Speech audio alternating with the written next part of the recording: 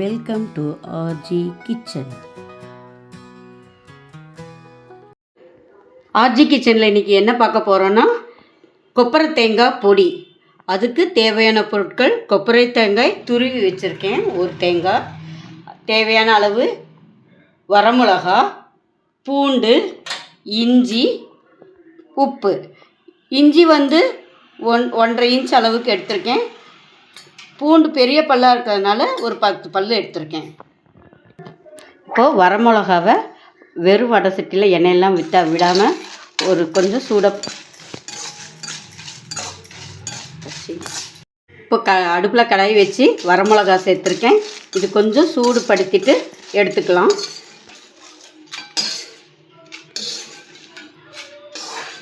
பூண்டு பெரிய பெரிய பல்லாக இருந்ததுனால நறுக்கின பூண்டை சேர்த்துருக்கேன். இது நல்லா பச்சை வாசம் போக வறுபடணும்.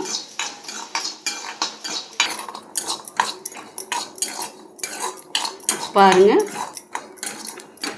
பூண்டு நல்லா வறுபட்டுருச்சு. இது இப்போது வறுக்கினத்துக்கு ட்ரான்ஸ்ஃபர் பண்ணிடலாம். இஞ்சி சேர்க்க போகிறேன். இதுவும் நல்லா பச்சை வாசம் போக வதங்கணும்.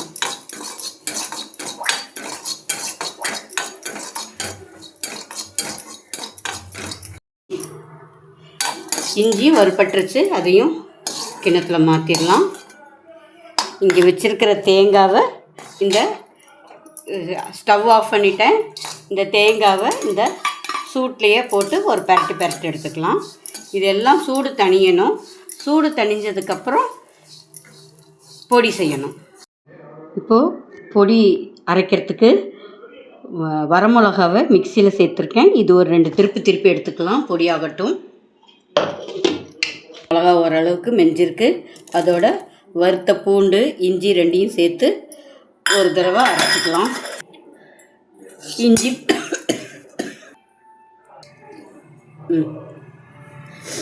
மெஞ்சிருக்கு பாருங்கள், இஞ்சி பூண்டெல்லாம். இப்போ தேங்காவை சேர்த்துடலாம். இதுக்கு தேவையான உப்பும் சேர்த்தியாச்சு. தேவையான உப்பு சேர்த்திருக்கேன். இப்போ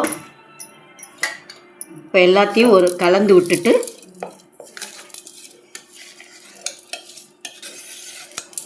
இந்த மாதிரி கலந்து விட்டுட்டு இப்போ இதை அரைக்கணும். சரியாக மெய்யலை. இன்னொரு தடவை எல்லாம் கலந்து விட்டுட்டு திருப்பி ஒரு தடவை மிக்ஸி போட்டு எடுக்கணும். இஞ்சி பூண்டு கொப்பரை தேங்காய் போட்டு செஞ்ச தேங்காய் பொடி ரெடி ஆயிடுச்சு. இது இட்லி தோசைக்கு நல்லாயிருக்கும், சாப்பாட்டுக்கு பிணைஞ்சி சாப்பிட்றதுக்கு நல்லாயிருக்கும். ரொம்ப நல்லாயிருக்கும். செஞ்சு பாருங்கள். லைக் பண்ணுங்கள், ஷேர் பண்ணுங்கள், கமெண்ட் பண்ணுங்கள், சப்ஸ்கிரைப் பண்ணுங்கள். அனைவருக்கும் நன்றி.